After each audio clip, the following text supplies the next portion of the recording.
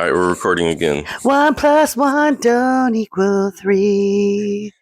You started the recording right as I coughed into the microphone, and you thought you were going to keep it that way. I think the people like our rawness, and we just go straight into it. Right. Have we talked about our associate principal and his coughing on the PA at our building? I'm sure we referenced it. Yeah, it's before. And I mean, he's of course one of our dearest friends, but he coughs regularly on the PA or clears his throat. And actually, he's gotten considerably better because I think enough people were like, "Bro," and so you wanted to do that to our listeners today, to the tens of listeners. You wanted them to hear me coughing on a microphone. But I think that's I think everyone has those things from high school they remember. Yes. And I feel like your students are going to remember, hey, do you remember Mr. Jacket used to just cough on in the morning announcements? It's true. He will. Hot take though. Yeah. Assistant Principal Jacket does the announcements? No. But Assistant Principal Jacket often has to make announcements during the announcements. Oh, because we had student announcers. The announcements are, I hope this will not get me put in the vaults, the absolute biggest waste of time. Not a student listens to them. And I brought this up at, all over the place. So I've made sure to make my feelings known. If you ask any students, do you listen to the announcements? Regardless, unanimously, the answer is no. In my classroom. You get to audition to be an announcer? In my classroom, I make the students be quiet. And so a lot of classrooms don't even do that. But I make the students be quiet and they still don't listen. It's like background noise. But so here's what I would do. If I was to solve the announcement problem, here's what I would do. Every announcement day, because we don't do announcements every day, I would do a printout of announcements that homeroom teachers deliver to their students and answer questions. But a 2-page, here are the announcements that homeroom teachers read to their students, because then you're engaging them. Otherwise, we just got to do away with this. Literally, not a student. I remember in high school, we had announcements every day. It was a big deal. You had to audition. I had auditioned. I didn't get it. Oh, wow. Aaron. I think it was just for seniors. So it was just only seniors got to do it. You had to audition to do it. I remember you wanted your name to be called. They would do do announcements for things that happened. We don't do a lot of fun things. We won the football game or academic games won. So here's the. I mean, I guess we do some. I just don't. People, so you always wanted your name to be called during the announcements. I think culture has changed too. Kids just don't listen. Their attention is different. Yeah, their attention spans are different. So but at the same time, if we universally know that students don't listen, it does seem wild that we continue to do that. But they do listen to Mr. Jacket's. But the difference is you guys have tablets and stuff. So information, you have different ways to give people information. Yeah, Back but what's wild is we only had the announcements. That's the only way you can let people know about things. But now you can do emails, remind, all these things. What's fascinating though is that with the abundance of information avenues, nobody pays attention to anything now. So you'll literally use remind texts and Instagram and announcement time and morning prayer time, and kids will be like, I didn't know this was happening. And you're like, I can't help you then. But I do think fundamentally what still works would be a teacher doing the announcements to their homeroom class. I think that if I'm telling my students the announcements, they're listening to me. We're interacting, we're making eye contact, we're having a moment. But the tricky part is it inefficient to have 10 different people saying the exact same thing. Why does it matter though? You're in your homeroom anyways for 10 minutes. Why does it, who cares? And so in that 10 minutes when I'm being paid as a teacher, I can read 3 minutes of announcements. With excess announcement time, I play euchre with the kids. So we have an ongoing 3rd-hour euchre game. That's very slow because the 10 minutes of third hour. You take a long time to play euchre though. I feel like that's I'm very quick, but no, we haven't finished the game yet. It's 6-6. So what you're telling yourself, saying you play euchre during school hours. Yeah, I'm about to tell them 2 things. No, so what it is you have 10 minutes of homeroom time. It actually is not 3rd hour. So I let my kids have that. What does 3rd hour mean? I don't know what that means. This homeroom happens within 3rd hour. So because of that, the first 10 minutes of your 3rd hour are homeroom. You don't have to. I'm sure some teachers just start teaching when announcements are done. But if announcements are 2 minutes, that's because students get 8 more minutes of free time. This is their homeroom time. And so during those 8 minutes is when I would play euchre. But you guys have a set schedule. So homeroom is always the same class, 3rd hour. Okay. Correct, 10 minutes. So we got a rotating schedule. So I was trying. Yeah, and what's neat too is you can use that homeroom time to do surveys and things like that. So it's good time if used effectively. Now, so I don't have any ethical issues with the fact that I play euchre during homeroom time. What could be an ethical challenge? What about, do you play other games? spades. No, there's just no time. euchre. But what could be an ethical challenge is that on Friday in my 7th hour, I sent you a picture and I posted on Instagram. I did let my kids watch the Michigan Ohio State game. I did let them watch it. But on Fridays in my class, it's FAM Fridays, Fellowship and Mission Fridays, where we do small group fellowship and then we go pray. So I just allowed the small group fellowship to be the Michigan Ohio State basketball That's game. fine. We've all done weird things in high school. Yeah, that's fine, right? That's fine. We used to watch right? March Madness. We used to watch weird. You would? That's kind of what I'm doing. I mean, it's like it was a Big Ten tournament. But remember, I know you were older than me. I am way older than you. Do you guys have Channel 1? No, I don't even know TV? What that means. What are you talking about? No, we don't have TVs, honey. I mean, did you just? What are you saying? We don't have TVs with channels. You weirdo. In high school we had. Yes, because you're 20. Like that was 25 years ago. In my school. No, I'm saying in your school. In high school, we had like these TVs in the top corner. Oh, you mean when I was in high school? Yes. Yes, we had. Yeah, so our announcements were actually video announcements. See, that's suburb stuff. Yeah. No, ours was just off the PA. Oh, okay. What did you do with Channel 1? Like you recorded? Yeah, it was like a class. Kids recorded the announcements. And then that is some suburb. We had a pool too. We just had a janky PA, I know. And you just got over There's a disparity between. Wow, that is a big. Not only urban areas and suburban. Not only did you have a swimming pool, you also had video announcements. I know we did, and we had a tree called the Smoker's Tree where kids would smoke. Yes, but you also had open lunches, right? Yes. See, we had an open campus. See, I mean, we didn't have an open campus. You couldn't come and go as you please, but because there were the 3 buildings, you'd walk between them. You could smoke while you walked between them, but if you got caught, you would get in trouble. They had cameras. Oh, they didn't have No, they didn't have anything. And then the Smoker's Tree, where the smokers. The 90s were a trip. They were a trip. No, so back in the day, they used to have this thing called channel. So it was like student run programming where like kids would like it's kind of like what you did, but it was like at a broader scale. There would be a feed that came in like once a day with like I think it was called Channel 1 where they had like these students. That sounds exactly. So I like how you're trying to make this seem like this was my a school. disparity. It was a bigger thing. Oh, it was not beyond Renaissance. It was beyond my school. It was just like a public access. And you would watch it daily? It was a couple times a week. It would come on. Interesting. But we didn't control it. It was just all of a sudden the TV would pop on. Yeah. And then we would just watch it. Was that where they showed 9/11? No, that was different. Oh. We did watch that on TV. That's I remember 9/11 because we watched it on our TV. Every single classroom had a TV in the corner. Right. But yeah, we watched that. So let me tell you, if we were terroristly attacked in the United States of America in 2026, I would not stream it on a screen.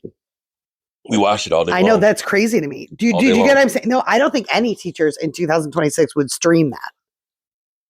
We didn't know it was a terrorist attack, though. Remember? But even if there was a major catastrophe in the United States of America, I'm not streaming Challenger, it for my though. kids. The kids watch the Challenger, right? But what I'm saying is that's another difference. Like, I don't think any teacher would put that on. I mean, can you imagine the quote unquote trauma that you would ensue it with parents? We watched. No way would teachers turn that stuff on. We watched the Bill Clinton trial on TV. My 9th grade year. We watched O.J. Simpson. Yeah, that's big deal. Kids, we watched. But what I'm saying is that we did not, or we would not now. We did that. Nobody would do that now. I think it's because parents would exactly. That's what I'm saying. How dare you guys? How dare you? Exactly. How dare you? How dare you not protect my 16-year-old cherub? Because we watched when the second plane hit. Yeah, we watched that live. Yeah, I watched. And we watched it when the buildings fell. Yeah. So imagine that. No, I can't imagine. Parents would be like, I can't also, believe. Can I say something that borders on stereotypical reality? What? For a minute about perhaps the fact that your school was in Detroit meant that your class was primarily African American. There is a movement on social media reels and such that say that our African American brothers and sisters overreact to situations, right? So if there's a joke that's funny, it's like your whole body gets thrown on the ground laughing. The one where everyone starts shaking. Right, exactly. I would imagine, or like movie theaters, right, with our African American brothers and sisters. It's like a stereotype, right? It's a true story. But it's a stereotype that does have some truth. I mean, we've experieed this. So I would imagine when the second tower fell, I would imagine. No. That's it wasn't. It was a dead silent. It wasn't that's like different. You're talking about. I'm not talking about laughing. I'm talking about like an over emotional reaction. No, you're falsely. No, was it dead silent, or did everybody go no silent? No, that's different. That's more of an actual trauma. Like stunning. That's a different thing. Okay, nobody overreacted. I guess there couldn't be an overreaction. Was it silent? Yeah, remember, we had no clue what was going on. There was no internet. Yeah. We had no clue. So there were a lot of people crying. Was there anybody crying in your... No, but also I was a senior. We were like 17 or 18. So also you're half joking. You don't know what's going on. You were joking. So you just not joking, but like, No, but you're just there like was no joking. you're just like in class, kind of watching this thing in the background. So we were just like we were 17-year-old kids. Yeah. So the moral is, you went to a very fancy school, and I did not. Yeah, it's true. But I did this morning. We had a conversation because Epstein has some files. You may have heard of him. A notorious abuser with the elite of Which the world. I don't. I think we talked about this in our podcast. By the way, for our listeners, we went on a 2-week hiatus. Correct. Because of, we'll talk about last weekend was Nashville. The weekend before that, we were busy. It's just been busy. We just didn't want to the past. Yeah. So I guess we didn't want to. Yeah. Last week was Nashville. We were out. So we'll talk about. But it was Nashville. funny because we have reference when we have not recorded before that we were in a fight. So people were like, "Are you guys okay? Is your marriage?" They usually okay? ask that either. Chris Dowell posted on it, and did you see that on Facebook? I think I did. Yeah, it was very. It's like they must be really fighting. But Epstein, I don't understand. I don't understand why it's still a thing. I don't understand why people are getting subpoenaed in the files. It's all confusing. But go ahead. So I don't like deep dive on any of it. But what the long and short of it is that we found out this week that there's a very famous camp for the arts in Michigan called Interlochen, and he had a cabin there, which is super interesting. Well, like he donated. He went there. He donated a lot of money so that he can get his name. So then I thought you were an Interlochen kid. And so this morning I was like, oh my gosh, you went there. So like you were there during Epstein. And then you said, no, I didn't go to Interlochen. I went to Blue Lake. Blue Lake Fine Arts Camp. And I feel like Interlochen was far more elite. So you were less than. I wasn't elite. I was not elite. You were less than. Sure. I was not elite. Like, you're fine. I thought you were elite. No. I thought you were elite. No. Oh, so you were just very average? Was Blue Lake like Camp Sancta Maria? I camped out in high school. I didn't play past high school. That was not my career path. Okay. Which Interlochen is. Do you feel like you were trying to get me? Like, oh my gosh. Yeah, no, I think you try to flex Blue Lake. I think you actually try to flex it. You're like, yeah, I played the clarinet at Blue Lake. I went to Blue Lake and played the clarinet for weeks at a time. So I thought it was the same as Interlochen, and it's not. You had to audition to get in. Okay, that's what I mean. So let's go on the flex. I did audition to get into Blue Lake. So you fancy with your clarinet. If you want to call it that. I mean, the fact that you played the clarinet is still one of the funniest things to me. Not for 2 years. For like 3 years. That was because I wanted to play. I'm not mad at you. Because I wanted to play the saxophone. But they didn't have enough, so that was like the backup, the silver medal. It's wild. Let's talk. We have a lot of content. We do. To go we do. Today. So let's go quick because we also have to go to mass today. Let's start with. Let's go back. So don't go too far back. We have to go back. Okay. But we have plans. Don't do the thing where you say this is not interesting. Everybody thinks it's not interesting. Retreat. Let's That's go back the feedback to I received. received. You went to a women's retreat 2 weeks ago. I did. I went to a women's retreat. The morning portion was exceptional. I loved it. The afternoon portion, and I had shared this feedback with one of my coworkers, was great, but it was a traditional Station of the Cross followed by a traditional mass, which is wonderful, both of those things. But like I can do those things without going on retreat. You know what I mean? It was very traditional, like just like Stations of the Cross as though it was a Friday night. Yep. Right. So, but the morning part was really good. God told me something really great. But I don't feel like I want to get into it. But it has to do with the word catch. It was just a really good retreat. We did like a ball? We did Lectio Divina, which is where you read the like one scripture 3 times to try to pull something out of it. Yes. And so it was the scripture that I know back and forth. I could probably have it memorized, which is where Peter walks out on the water, where he says, "Come walk towards me." Then he sees the waves and starts to sink.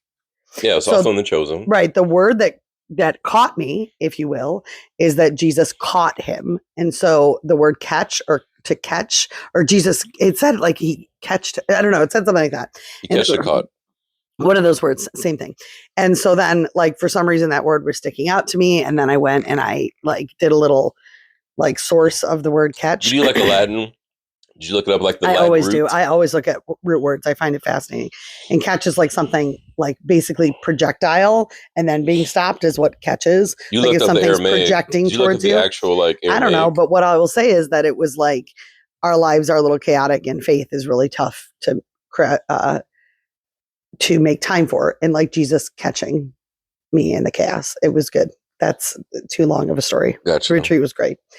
What else? The retreat. I was gonna say something about the retreat. Fun fact, I think we have talked about it. You and I led a women's retreat almost 8 years ago. It's true. And this is before we were at DC. This is back in the St. Mike days before COVID. Yeah. 2018. Yeah, we did. We were randomly in January, like, hey, we should. You had talked about that for a while, like conference, because there was nothing. You're like, we need to do something. I was like, yeah, let's just do it, and then we just. Well, now there is one that's done really well in the Archdiocese of Detroit as well, called Behold and Be Held, or something. It came from us. We were the original. Be Radiant. So funny. So yeah, it was good. It was nice to take a personal retreat. I also made a decision to do no speaking in 2026, 2027. Did I tell you that? I actually wrote an email to people and said I will not be doing any speaking next year. You're on hiatus until just for 1 year, as I continue to figure out the best path to strike the balance between family, ministry, teaching, all of the things. So, which is interesting because you're on kind of in the local Catholic speaking circuit. Which remember, people always wondered how to get into that because not like something. Yeah. It just kind of naturally, organically happened. Right. It wasn't like you applied or. Well, and I used to make. It was a slow roll that you got into that world. A lot of people were in awe of how you do that. And it was a significant piece of ministry. But then over the course of the last 3 years, I've said no to almost everything. And then the one thing I was holding on to was women's ministry. Which is your thing. But that's what I'm letting go of next year. And then maybe I'll bring it back, when you make me a kept woman. So that's that. And then we went to Nashville. I have other topics. We can talk about Nashville. Okay. Nashville was last weekend. I was I do conferences. I usually do 2 a year. I have not been on a conference. I did my own. Before that, last one was Boston in July. Yeah. So we had a conference. It was in Nashville, Tennessee. Yeah. And I was nice. I was like, hey, do you want to come with me? Because normally I go by myself. I party. I do my thing. You do your thing. Yeah. Everything is allowed. Yeah. Hall so pass. You told your side chick, your side family, not to meet you this time? I said, you know what? I can't. I gotta be with the main one this time. Yeah. So next time I get you. Great. Okay. Next city. That's great. So you came with me. It was a Friday through Sunday. My parents watched the children. Yep. We left out Friday morning, came back Sunday. It was kind of a quick trip. Mm-hmm. So you want to describe Friday? Well, Friday, I'm still a little pained about. Friday was fun. I talked. So I not only at 10, I gave a presentation. You were speaking at a conference. We're going to do a TLDR version of this, but Nashville is literally, I think we decided, bars and country music. There is no other appeal to it. There was this thing called the Parthenon, which was dumb. There's nothing there. No, there's something inside that it was closed. It doesn't matter. The whole city's dumb. It's impressive because it's huge for no reason. It's dumb. The whole city's in the middle of a field. It's a really dumb city, to be honest. But there's some history there. There's some Civil War history we didn't go see. So, but what I think is really neat about the city of Nashville is that I like bars and country music. However, it is actually not super fun to go to bars listening to country music if you love it. If you're there with somebody that's super lame and on his phone the whole time. And you are. You went, but you were miserable. You didn't even try to pretend to have fun. And so we went to Kid Rock's bar. They did the bow to bang, diggy, diggy, diggy, step to boogie. And I was like, oh, I wanted to just dance and sing. And to the degree that I could, I did. But it's awkward when the person you're there with is just sitting on their phone, arms crossed. The lucky part is there was other guys around me I was looking at. They were also in the same boat. Yeah. So I would like to go there with people that like country music because I used to love country music and these bands were playing the hits. And this was on a Friday. Luckily the weather was good for us. This was on a Friday, 3:00. It was filled with people. And they were it was awesome. But again, it was not awesome being there with you. God bless it. I because that is just not my job. It's it is like nails on the chalkboard. Right. Going there with my sisters would be so fun. And you're singing these songs. You're like, do you know this? I'm like, bro, I don't know. Yeah, he doesn't know a single song. Yeah. So it was not, we weren't well matched for Nashville. Then we went to your nerd event gathering. I got to meet some of your nerd friends. We went to 2 bars. We also went to the Post Malone bar. Yeah. That was right down. We're doing the TGLR. It's fine. We got time. Oh my gosh. That was a little more chill. So that was better. I'm telling you, people have given me feedback that these podcasts are lame. Do you understand that? This is my podcast. Okay, I do what I want. Good. Okay. We went to the Post Malone bar. That was more chill. The Kid Rock, it was just people standing around. Mm-hmm. And the Post Malone bar was more chill. Yeah, there weren't as many people there. And the band was great there. And I met a friend. There was a guy who You met a friend who went and sat next to you, which I laughed because typically I meet weirdos that come and sit next to me and talk to me for hours, and I never love it. And this time that happened to you, but you seem to love it. It was fine. They gave you something to do. So then I was really just listening to music by myself while Aaron was. You had a shero though. There was a woman who was just dancing in the middle of the floor by herself. I wish I had the self-esteem of her. She was just doing her thing. I think if I would have had a couple more grown-up drinks, I would have had the guts to just get up there and do that thing. But she was doing her thing. She was just dancing by herself, having the world didn't exist. It was just her. I should have done that. And you should have friended her. Y'all could have just held hands and danced. Yeah. So then we went. Very peoply. Right. So then we went to your nerd event. Last point on that. Oh my gosh. Go ahead. Stop it. This is wild. So I think your point was that's something you would do for 3 hours. You would not spend. Sam, I'm trying to move past this conversation. Anyway, he's really. So your point was we have. Oh, sorry. That's something you would do for like a couple hours. You wouldn't spend a whole weekend going to bars. And not a whole weekend. I would spend a whole day. Like I said, if I was there with my brother Brian, we're the funnest ones in our family. We would have. I would have enjoyed the afternoon. I probably would have gone like a 1 o'clock till 6 o'clock day drinking and then in bed. Right? You act like I'm the lame. But then I would never do it again. That's what I'm saying. Yeah, like, that's why I would never go to Nashville. Yeah, like I those don't people need are to, like they're there for multiple days, and it's like they want to shut the whole place down. But you're only like a couple hours. Yeah, I'm not a shut the place down. I'm an old lady. Out. Yeah, no, so I'm not as terrible as you may think that I am. Of course not. You got to meet some of my nerd friends. I did. So that night we went to your nerd event. You kept comparing it to when you come to work events with me or hang out with my people, and it is 1,000,000% not the same. So it was very funny. You graciously were like, you should come to this thing. It was a cocktail hour or whatever. And I went, but like, it really was like, it was very obvious that I did not belong in this community. So like they're talking this language I don't even understand. And so I like hung there for a little bit and then I went and sat in a corner with your drink ticket and drank a drink by myself, which was fine. They're like, where'd your wife go? I was like, I don't know. They didn't actually say that. Someone did. They're like, where did she go? But what did you want me to do? Like, it was very, I felt like it was weird. You just stand there like eye candy. You just stand there and smile. I feel like there are certain women that are eye candy. I feel like I am not the eye candy type. The one guy, know thyself. The one guy you met from North Carolina, you found out that he was like philosophy major. He was a preacher's kid, philosophy. He knew about he went to I think Bible college for a little bit. Yeah, he went to Bible college. So I think you got to relate a little bit with the people. I feel like I hung there. Like I don't think it was awkward that I you disappeared. met one of my BFFs from dating the D, Ryan Dooley. Dolly's 2 L's, not 2 O's. He was great actually. This is a dude that you hang out with a lot. But I hang out with a lot. We don't have friends. So like if you were to have a friend, he would be your friend. I feel like. They also live far away. Yeah, but he was very nice. He was very nice actually. It was very nice. So we had a nice time. And then the next day was the best day of my life. Yeah, describe that to the people. So you went to a conference for the day where you were speaking. I left at 7:30 in the morning. Right. You were in bed. You left at 7:30 in the morning. I was in bed. You brought me a Starbucks before you left. I went downstairs to get a Starbucks. And when I left you, you were in this position. When I came back, you were in the exact same position at like 7:30. At like 5:30. You were in the bed. Yeah. You were just sitting in the bed. So a couple things about this day. It was a day totally by myself, which correct. I was gone all day. Literally never happens. I mean, that is so, I can't even think of the last time I was by myself without you. Do you know what I mean? Different city. By myself. You know this about me. I think our listeners know this about me. And again, I'll reference Chris who listens to this podcast. Like Chris travels by himself often, right? Like he'll go to New York. Now he started going to Europe by himself. I love to travel by myself. Like I love to be in cities. I love to walk around cities and people watch all day. And so I was going to just hang out at the hotel, like take a nap, watch some reality television. Instead, I got up and I put in my little headphones and I walked to this really cool part of the city with shops and like, I'm like walking in streets in a city by myself and I just felt so alive. Keyword by yourself. I think that's the thing. I miss being by yourself. I had a girlfriend too that used to say once a year she would go for at least 48 hours by herself somewhere. She would just leave and do because it filled her bucket. It was awesome. I went to lunch by myself, which was fantastic.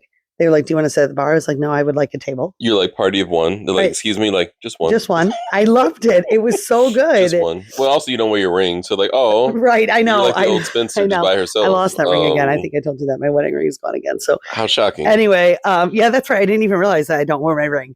That's so funny because, yeah, it probably did seem a little sad, but it wasn't sad to me.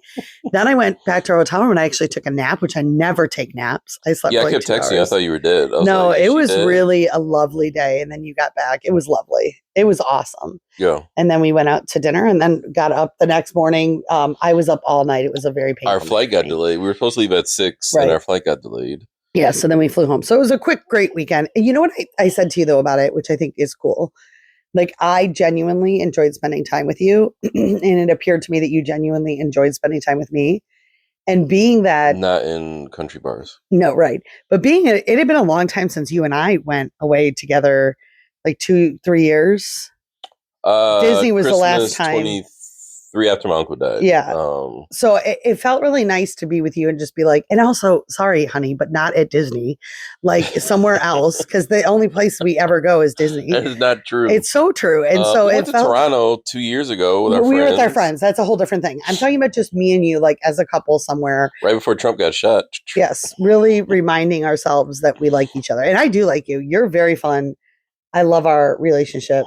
I think it's so fun. So it's cool. So, and then Mary tries to make it seem like I'm fuddy-duddy. There's many things that I would do that you have zero interest in doing. Go ahead. Name one. I'm going to Besides Bruno Mars. Going to see Dave Chappelle. No, exactly. I'm going to Bruno Mars. I won't go see Dave Chappelle. I won't go see Kevin Hart because there are many comedy is all sexual, and I don't like that kind of comedy. So there's a whole genre. Bruno Mars. Let me tell you. Do you want to tell the people what his song is called? We already talked about this. We're not going back to that. Yes, you're right. I don't like explicitly sexual context in crowds. Like that does not mean that I don't want to do things that you like. Name something that is not weird. There's a whole genre of music from my childhood. I would love to go see those concerts. I would like you to name, because you would sit there and die. You would die. Bro, name one and I'll read their lyrics.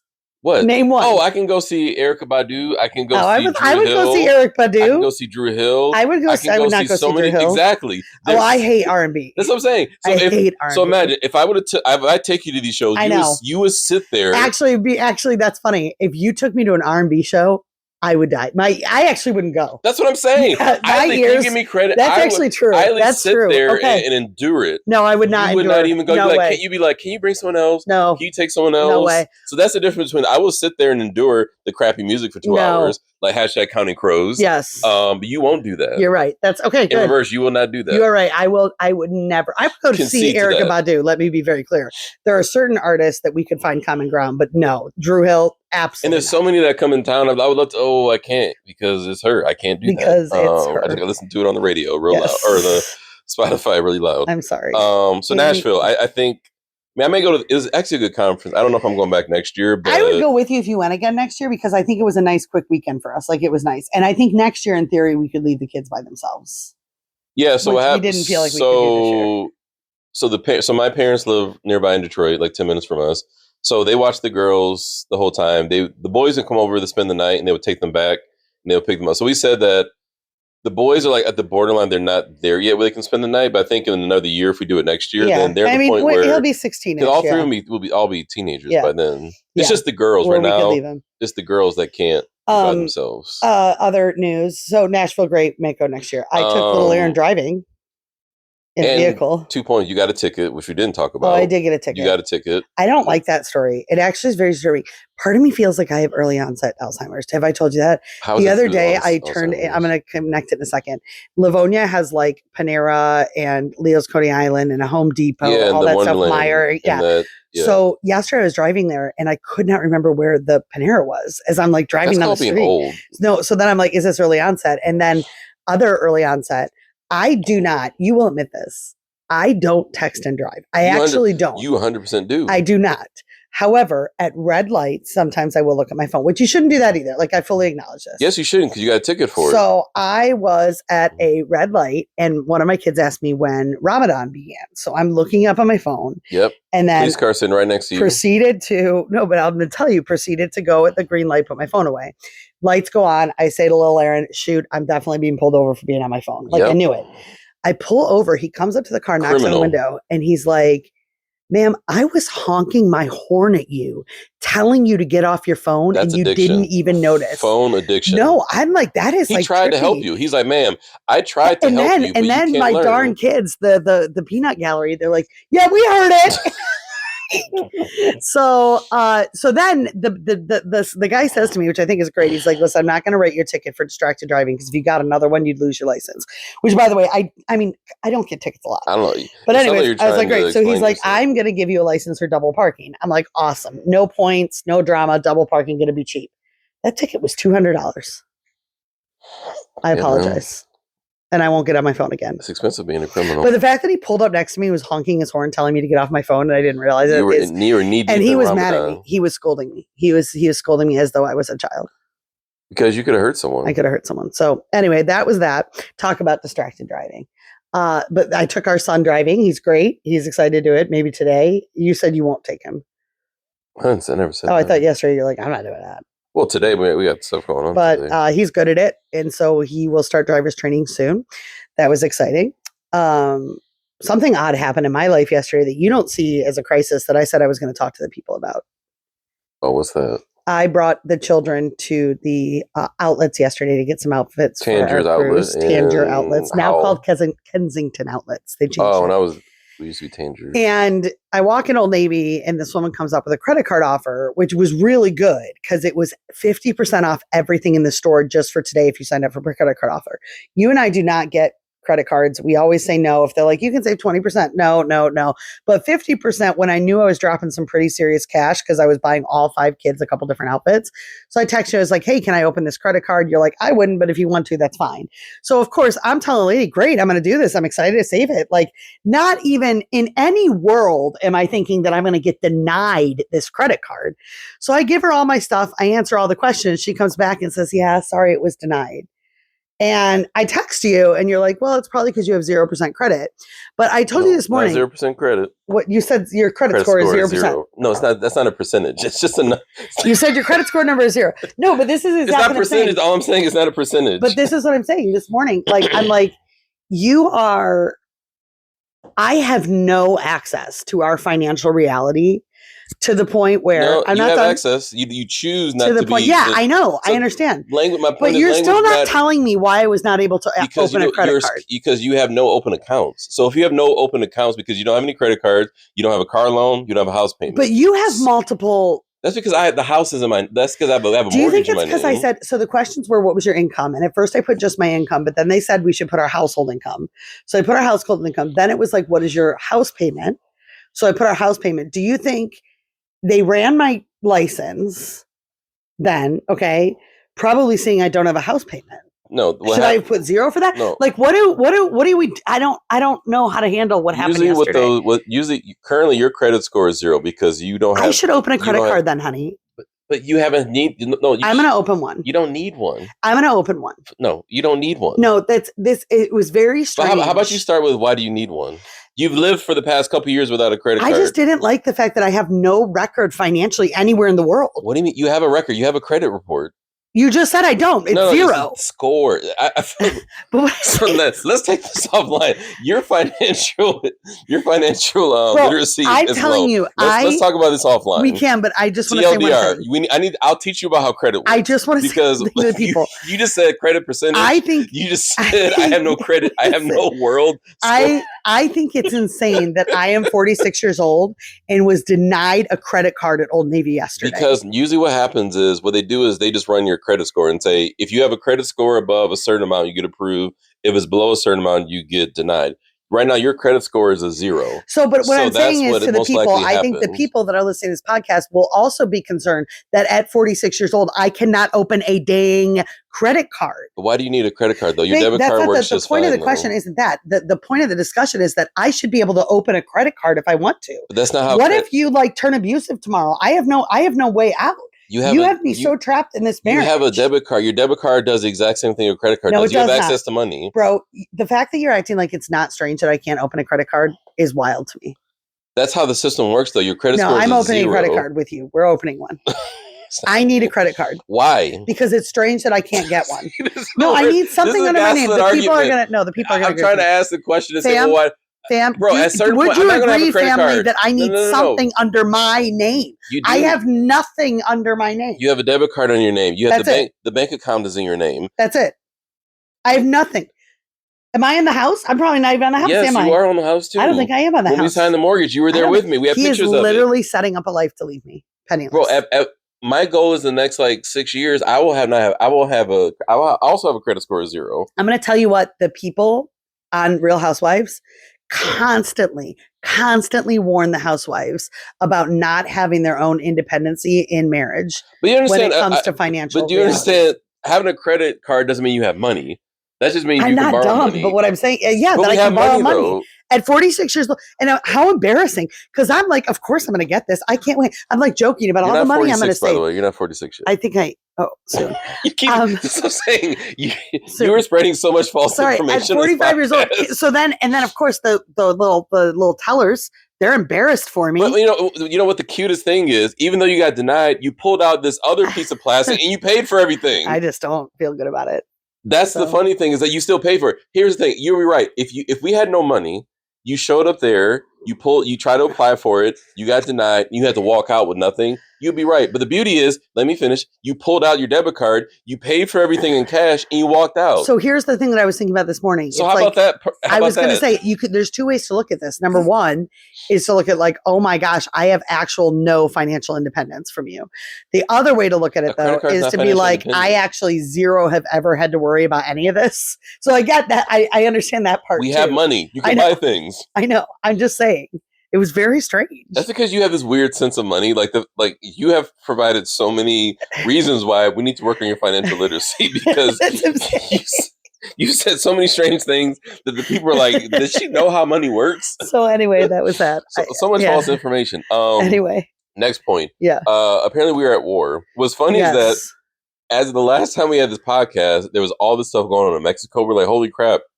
And then I was supposed to go to Mexico. I was supposed to go to Mexico before we got canceled because of all this stuff.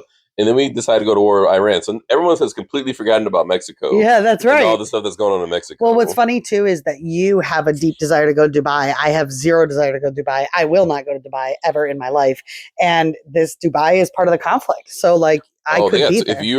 If you were there, you're screwed me in the airport. They had to shut the airport down. Yeah, of course. Yeah. Because they decided, Iran just decided to start bombing Dubai. Yeah.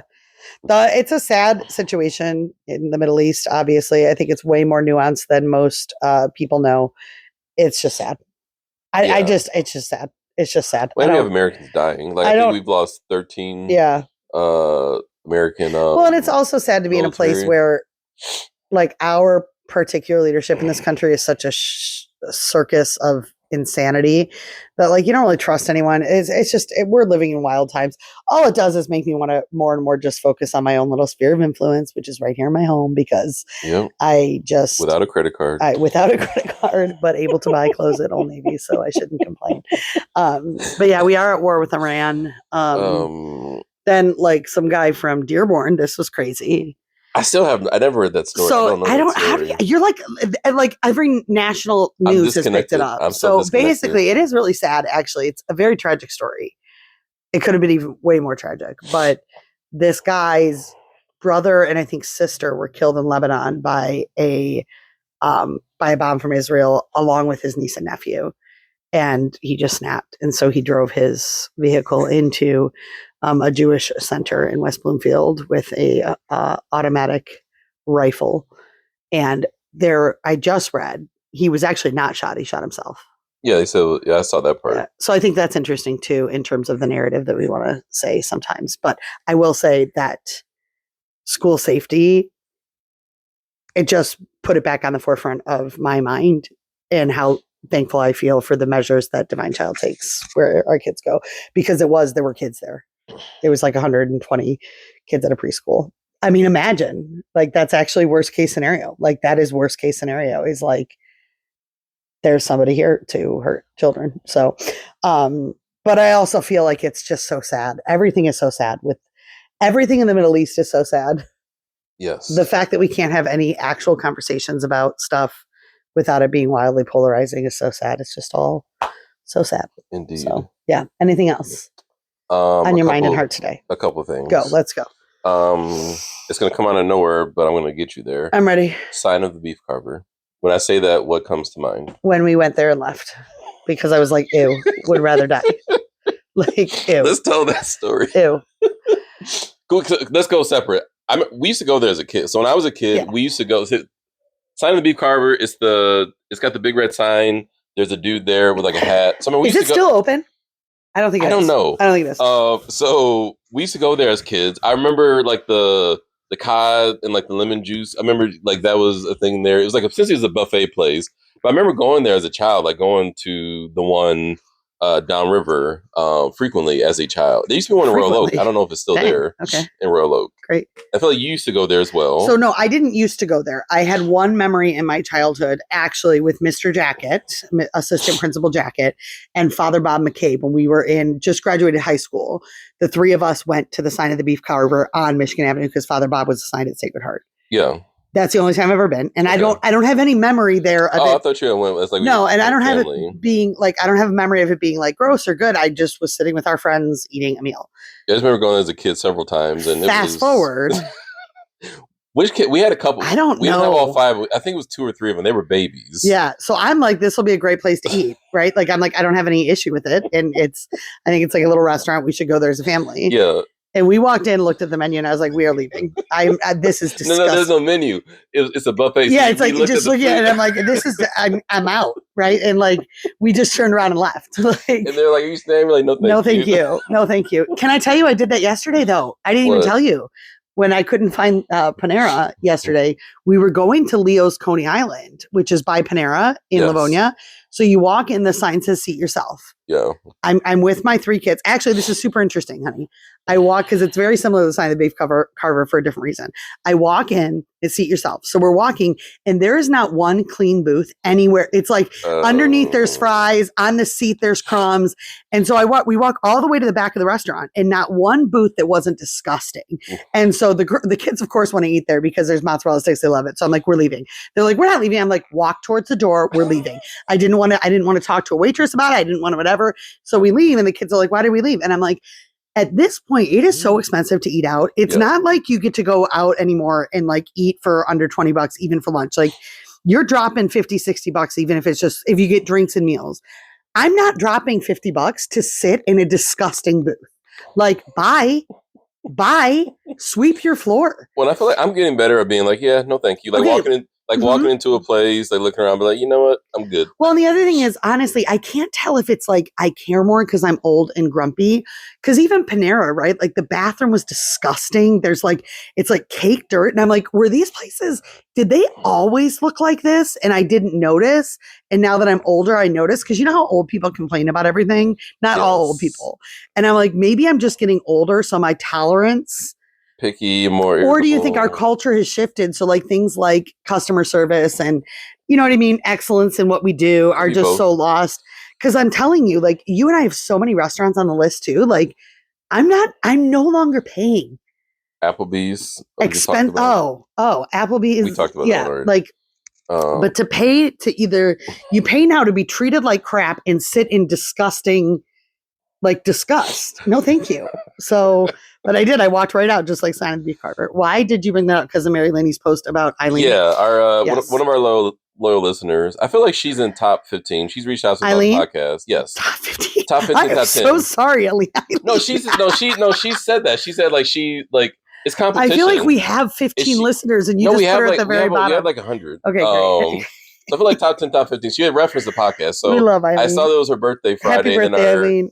And then our number one listener and her cousins and BFF, so they had posted all the pictures. Yeah. And I saw the Sign of the Beef Carver. Yeah, and it reminds me of us and just walking in and being like, nope, we walking right back. It was funny. She posted this like series of pictures of them since they were little, and cousins are so special. Their friendship, I thought she did a really good job showing this like kind of like really sacred sisterhood between the two of them. Yeah. And now they're like older and whatever. Speaking of number one listener in the running with 3 other people. Can I just say that our number one listener, like her as a child, she looks just like her son. I don't know if you know that. I didn't study. They look just like her. Who? The boys? Yeah. Really? Faces?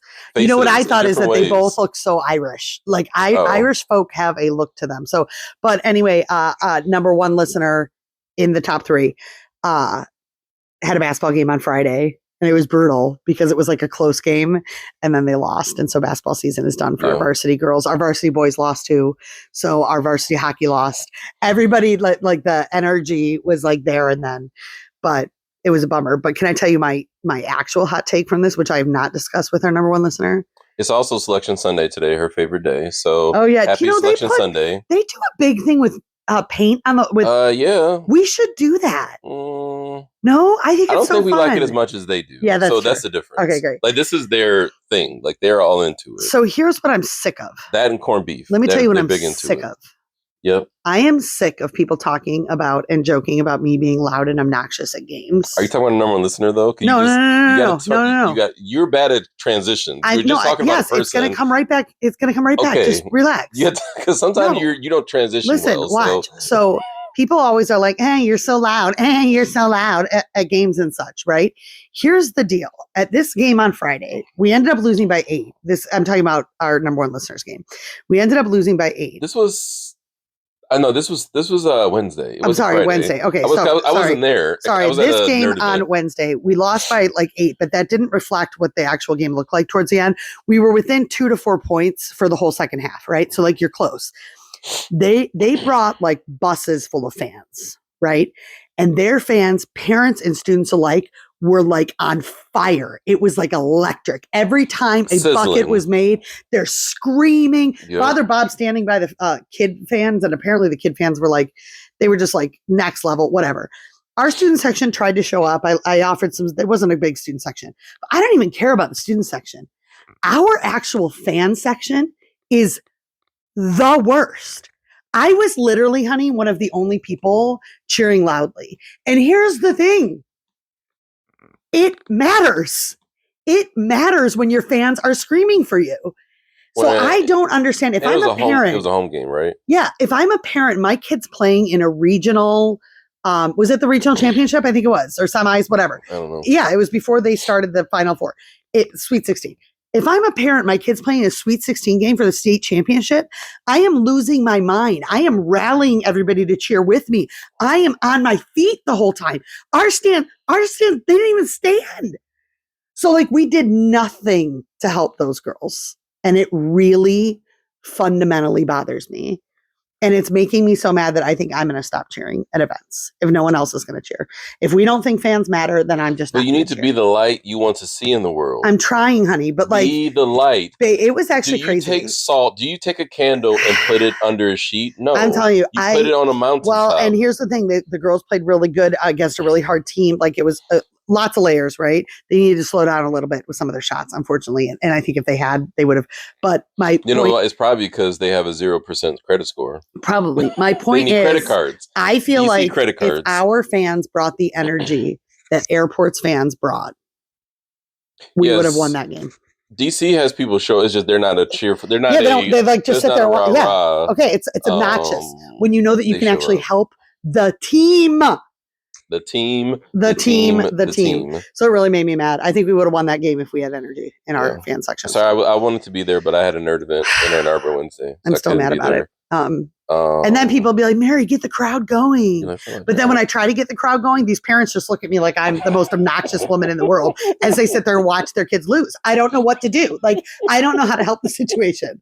I am over it. I can't do this by myself. I am # over it. No, and there were a couple of people, of course. Ann Slusser and I were trying to go. There was some, but I mean, come on. That's how I feel. I'm mad about it. Can you tell? Okay, we can move on next. Sorry. St. Patrick's Day was yesterday at my brother's house. His party was yesterday. We will celebrate St. Patrick's Day this week. His party was fine. Your favorite day of the year? Well, you have many favorite days of the year. So I feel like the day before Thanksgiving, that's your top 3 favorite day, and then St. Patrick's Day because you were half Irish. So the Lord has led me through some mourning and some acceptance of what has happened to St. Patrick's Day in my family. We talked about last year. So what I will say is last year, I think I said, and I mean, I always because I know some family members might listen to this, so I want to say it carefully, but last year I was actually really bummed. We got to my brother's house. It was all his people, like homeschoolers with a kabillion kids, which I love, but there were like 100 people there and I knew like 6. And it was like, this was my family. He didn't last year, through miscommunication, he didn't invite any of my aunts or uncles or cousins. And so it was like, what even is this? My favorite day of the year has morphed into just this day where I go to somebody's house where I don't know anybody. This year I came to a place of acceptance because guess what? It's his party. Like if it was at my house, I'd be inviting all of my friends. Now I would have continued to keep that net wide open of everybody else, but I have always traditionally at that party, it's been really like I've rolled deep. like we'll invite our priest friends and our family and our families. No, but I'd bring a lot of people there, and it's not my house and it's not my party. And if I want that, I have to do my own party. Yeah, because your memory was, it was your dad's party at their house in the basement. A lot of family, a lot of family and friends. So I'm thinking like my cousins, they would come to this party, right? And it probably was the same for them. It wasn't their family, it wasn't their friends, and they're like, all I'm saying is, if I want St. Patrick's Day party to be what it was for me, for my children, I have to host my own party. I don't think I'm going to do that. So I need to accept that St. Patrick's Day parties it's a lot of work are not going to be what they were for my kids. And to me, it means zero, just because from the city of Detroit, it was not a big holiday for us. So yeah, I mean, it was fine yesterday. I felt bad for my dad. So he's lost some pretty significant people, and the Irish lineage for the people that he's lost has been very important. So my Uncle Rich died, and then his brother, my Uncle Danny, died. And so that's hard. It's like Les Mis, and when he's by himself, when Marius is by himself, and he sings a song. Yeah. Like kind of like being like I'm like the last guy at the table. 100%. What's this? Empty chairs and empty tables. He's kind of like the last guy. So remember having all these big parties, and everyone's there, and then like a lot of these people have passed away. Yeah, it's actually really sad. Like I did get teared up with him yesterday when we toasted. And of course he's morbid as heck. So he said, this is probably my last St. Patrick's Day too. And so like he's like, I'll be in heaven with them next year. I mean, he has felt that for a long time. So I don't know how much credit I put on that, but it could be true. You never know. So I did feel bad for him. That's hard. The whole thing is more like, but good for my brother is what I'm trying to say. Like my brother has this huge party with all these people that he loves. It's a garage full of people. It's these kids now, that we don't know. His versions, right? That's his version of it. Yeah, and it's great. So last year, I think it made me mad. This year, I'm like, it was neat to see these kids. A bunch of college kids were there who came back with their families. There's a kid had Franciscan. There were tons of Franciscan kids. And they'll remember that. They'll remember and like, house. We go to St. Patrick's Day to Mr. Buckley's house. Yes. And so he is living this new legacy. It just sucks that it's not mine. And I have the option to make it mine, but I don't think I want to. So it just is what it is. And I didn't get corned beef. No, because you didn't make it. I didn't make it. So we'll have corned beef on Wednesday. Yes. So the Day of My People. And we listen to Irish freedom songs, of course, which we don't need to get into. Oh my gosh, those stupid songs. So we listen to a lot of those. So bad. So much. I'm like, we can't go there actually, because you have trained our kids to just compare atrocities of heritages, and in doing so to act like what the Irish people have been through. There's a difference between just like fun Irish songs, and then you go into this deep like political songs about like there was no famine and Michael Collins was a traitor. And you're like, oh my God, like can we just talk? Can you just sing Danny Boy? I actually feel bad for Michael Collins. I want to just make sure that's oh my gosh. And like the 1998 peace accords. Yes, which I love. I watched it live, honey. Which is different than like just like show me a leprechaun. Like just do that. So that's how you've trained our kids to see Irish history too. Like where's the leprechaun? They don't care about the fight of the Irish people, by the way, for their faith for 900 years longer. Like you don't care about that. So it is what it is. Yes. Okay, moving on. What do we got next? Death in life. So I lost a cousin Friday, but we also gained a niece in the past week, the 34th grandchild. So let's talk a little bit about those two things. My sister had her baby, whose name is Sunny Joe. I was opposed to the name. I've made that public. I'm not. It's SUNNIEJO. Not a fan. Now Let me ask a question though. What is it worse than Rocky at first when we heard? No, Rocky's the worst name of all time. Like so, but but now he's a Rocky. He's a Rocky, so I'm not mad. Yeah, he is a Rocky. His full name. His name is Rocky. ROCKY. Like it's wild. No, so Sunny Joe. Sawyer was in the running, and I wanted Sawyer Josephine. I just thought would be so cute, but alas, it didn't work out. The thing with my sister, her child has SMA, which is spinal muscular atrophy.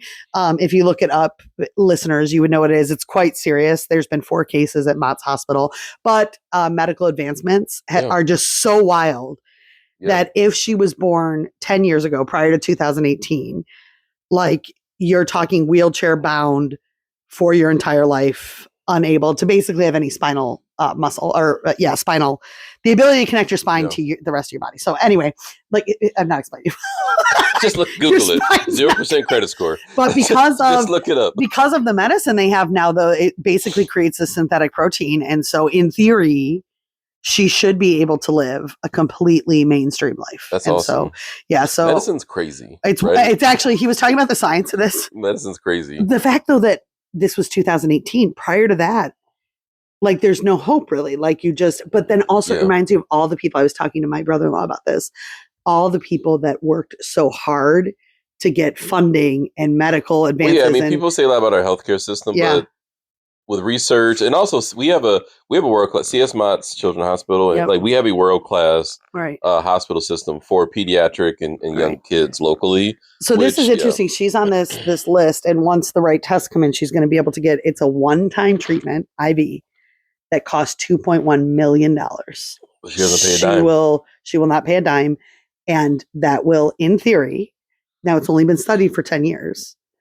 One-time IV. She will have a mainstream childhood and adulthood. So it's just wild what we can do with science. Like the family used to know in St. Mike's, they went to the Children's Hospital down in St. Jude's, St. Jude's. With cancer. That's all. Well, free. My niece who had cancer, that's all free too. My niece had leukemia, and again, if she would have been born in the 90s with the same type of leukemia, her chance of living was 10%. She was diagnosed, I think, in 2021, Molly. And when she was diagnosed, her chance of recovery was 90%. Like, medical advances are just nuts. So that's exciting. It was awesome. We're excited. John Paul and I are going to go visit her today, which will be great. Then your cousin passed away. Yeah, crazy. I think finally had diabetes, had a pretty massive stroke, was on machines for a week, and then there was no brain activity, and then they just decided that they were going to take him off. Luckily, they found out he was an organ donor, so I think 4 of them they were able to harvest. So there are 4 families out there they're going to benefit. Wow. How old was he? 48. So you did go see him when we got back from Nashville. Yeah. When we got back from Nashville, I didn't actually even talk to you about that visit. Wow, terrible. I went to life. The hospital. Like, so we just talked a little bit about it. His mom was there and his brother. Mom, he's a twin, so he has a twin brother who also had a stroke, but wasn't as massive, and his daughter. He has one daughter. When you went to see him, did you talk to him at all, or did you just hold his hand? Your cousin. No, he was completely. I know. So you didn't speak to him in bed, like we did with Uncle Danny. I prayed over him, held his hand. You did. Okay. Yeah, his father, my uncle, he passed away 3 years ago. Kind of similar thing, was just hooked up to the machine and just it's just gone. So lost another. I'm going to a lot of funerals lately. I feel like your family has really because when did Aunt Esther die? We lost my aunt back in the fall of last year, and then of 25. Yes. So your aunt and then your sister-in-law's mom died. Yep, your Uncle Danny died. My Uncle Danny died. Your cousin, your friends. It's I feel we're at the age where it's starting to happen more. Right.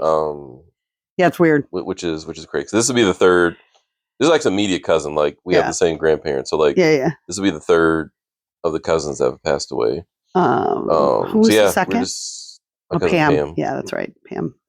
So hard stuff. But it's interesting, like I said, when one life ends, you see another life begin. So circle of life. Circle of life. Okay, anything else?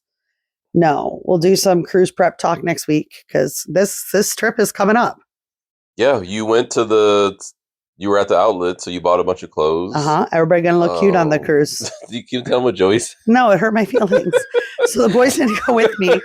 What did he say? He said he didn't like the clothes you had bought him. Yeah, and he's because they weren't with you, so that you bought clothes for the older two, all of them, right? But they weren't with you, so they didn't pick their clothes, right? Which I told them they could come with me. Yeah.